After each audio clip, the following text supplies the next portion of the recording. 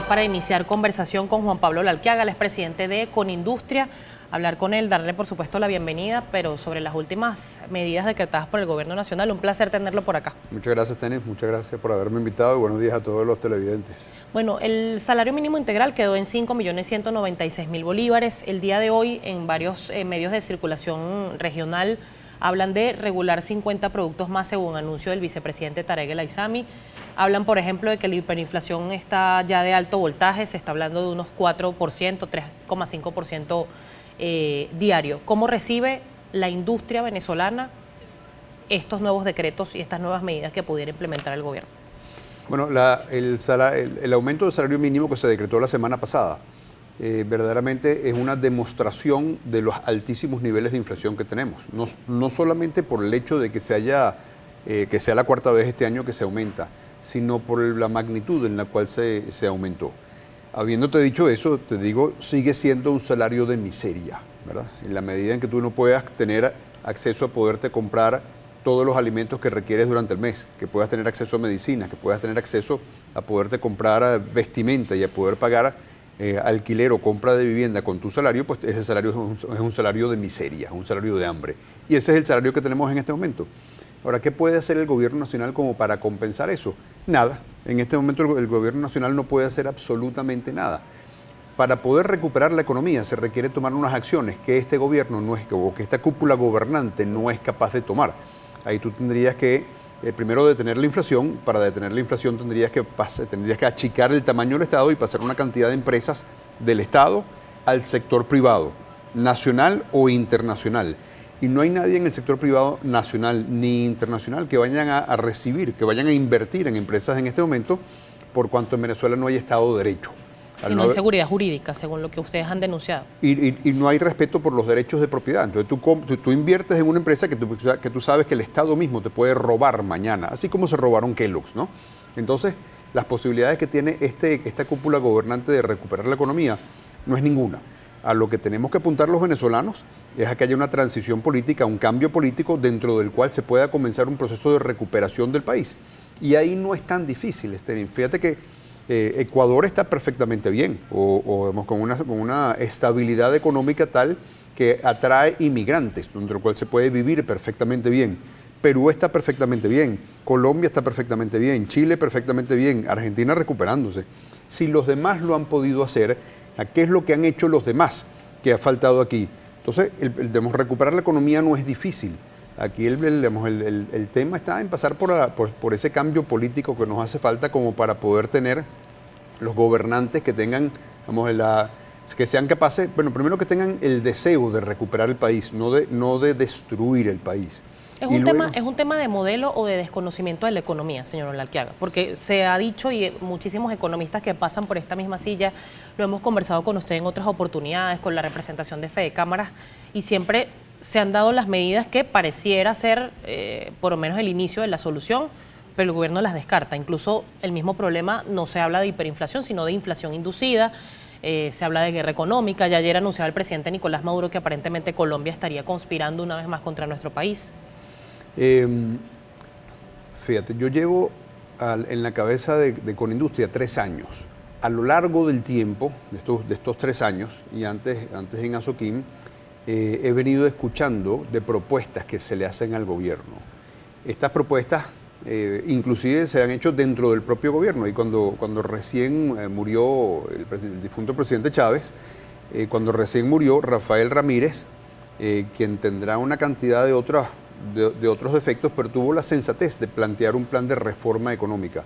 Bueno, y el entonces presidente Maduro descartó esas reformas económicas. Cuando se ingresó al ministro Pérez Abad, que no era ministro en ese momento, pero se le dio ingreso al gobierno, planteó una cantidad de reformas de apertura económica y también se descartaron. Entonces, la verdad es que no es por falta de información, no es por falta de propuestas.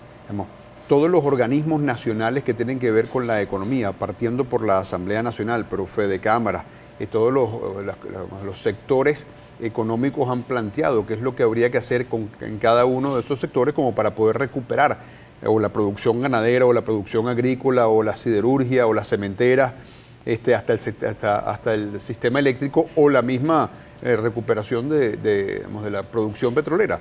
Y el gobierno nacional los ha descartado permanentemente y ha insistido en el mismo modelo fracasado de controles, de centralización, de creación de inflación a través de la emisión de dinero. Por tanto, yo te diría que el beneficio de la duda de que sean incompetentes, que lo son, ¿no? de que desconozcan de economía, que desconocen, no es suficiente. Aquí yo creo que hay una destrucción causada a exprofeso. Tú no puedes haber destruido todo el sistema eléctrico nacional teniendo, digamos, tanta información sobre cómo no destruirlo. Y lo has destruido. El hecho de que en Maracaibo ahorita el gobernador haya decretado la semana pasada que todos aquellos que consumen más de 100 kVA al mes tienen que autogenerarse, bueno, es la demostración más clara de la destrucción del sistema eléctrico nacional, ¿no? Y, ¿cómo se llegó a este punto, señor Larquiaga? ¿Cuál fue el quiebre? bueno, el quiebre yo creo que lo dimos digamos, antes de que ingresara al gobierno el presidente Chávez, ¿no?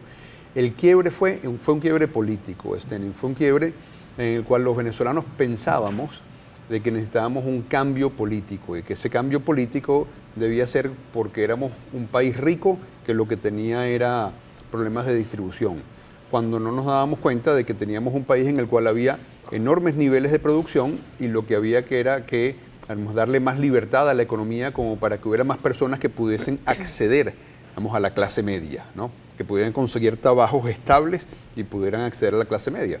Ahí ingresó el populismo, con el bajar artificialmente los precios. Ahí ingresó el populismo muy marcadamente con el presidente Chávez, con las misiones y con el reparto de dinero a través del cual ha habido enormes magnitudes de corrupción y que nos ha traído como consecuencia un desplazar, digamos, de actividades del sector privado para el sector público, con este crecimiento desmedido que ha tenido el sector público y que al final se ha traducido en tener un Estado hipertrofiado que consume mucho más de lo que puede generar y en consecuencia induce efectivamente la inflación. La inflación es inducida, pero es inducida por el Banco Central y por el jefe del Banco Central, que es el señor Maduro, ¿no? Entonces, en la medida en que tú vas teniendo una población que se siente pues que está quedando fuera del reparto de la riqueza, sin entender de que no hay un reparto de riqueza, lo importante no es reparto de riqueza, sino generación de riqueza, y que la riqueza se genera es a partir del trabajo. En la medida que tú tienes una población que está así, esa población percibe de que quiere tener pues un gobernante que le genere ese reparto de riqueza, y ahí lo percibimos en manos del presidente Chávez. Ahí fue el quiebre que trajo consigo esta destrucción. Yo creo que si tú lo ves en términos de historia, digamos, de países que han pasado por ciclos políticos de esta naturaleza, pues este ciclo político muy malo para Venezuela, pero digamos, mucho más largo de lo necesario, porque como tenemos petróleo, pues se nos extendió la agonía. Pero digamos, no es un ciclo que sea ajeno al resto de países. Chile pasó por un periodo de comunismo. Perú pasó por un ciclo de hiperinflación alta. Brasil salió de los militares y pudo ingresar en una economía que reformó y a través de la cual sacó hasta por lo menos un 25% de la gente de la pobreza a través de aplicar medidas de mercado. Así que esto no es que sea ajeno. Lo que tenemos que hacer es tratar de transitar hacia el cambio político para poder comenzar un proceso de reconstrucción del país. Pero ¿cómo lograr ese cambio político ante la denuncia de que en Venezuela no hay elecciones libres, que no hay condiciones, que se inhabilitan partidos? Bueno, yo te diría que en Venezuela hay tres tipos de personas, Jennifer. Hay una gran mayoría que sufren esas colas en las cuales no consigue comida, en las cuales no consigue medicinas, en las cuales no consigue agua, en las cuales no consigue electricidad, en las cuales se quejan de que sus sueldos no les alcanzan para poder comprar nada, porque por supuesto que es todo el país, pero las personas que están haciendo cola son el 90 y tanto % del país, ¿no? Luego hay las personas que están trabajando por un cambio en el país, ¿no? Están trabajando activamente por un cambio en el país, y esas las hay en todos lados. Pues el Frente Amplio no es sino una demostración de eso.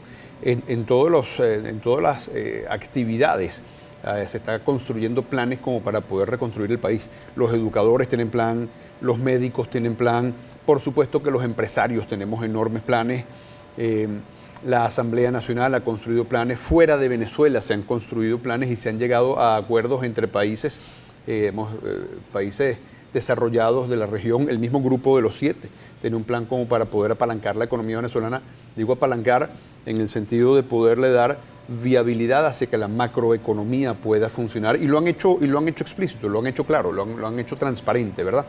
Entonces hay ese segundo grupo de personas que están trabajando porque se produzca el cambio político, y un cambio político además sostenible en el tiempo, que tenga estabilidad, que tenga gobernabilidad y que tenga recuperación rápida de la economía, ¿verdad?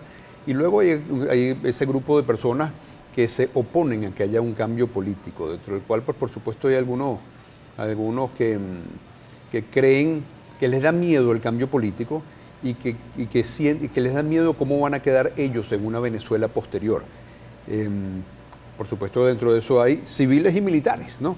Yo el mensaje que le daría a ese grupo, a ese primer grupo que sostiene, es que no tengan miedo de la Venezuela que está por delante, de la Venezuela que obviamente va a terminar llegando en algún momento. En esa Venezuela todos vamos a tener cabida, porque hacen falta militares, hacen falta cocineros, hacen falta albañiles, hacen falta médicos, hacen falta ingenieros, hacen falta empresarios y hacen falta trabajadores. Este es un país donde todos cabemos, ¿verdad? Y todos vamos a tener mucha más prosperidad cuando estemos trabajando con libertad, cuando estemos trabajando generando riqueza y pudiendo, vamos, tener la facilidad de tener un mundo que nos está acompañando. Así que este es un país en el cual todos cabemos y no hay que tener miedo hacia ese mejor futuro que podemos construir juntos sin tener el yugo, pues, de una autocracia encaramada encima. Y además comparto con usted que todos somos necesarios para este país. Vamos a seguir conversando con Juan Pablo Olalquiaga al regreso. Ya hay muchísimas preguntas a través de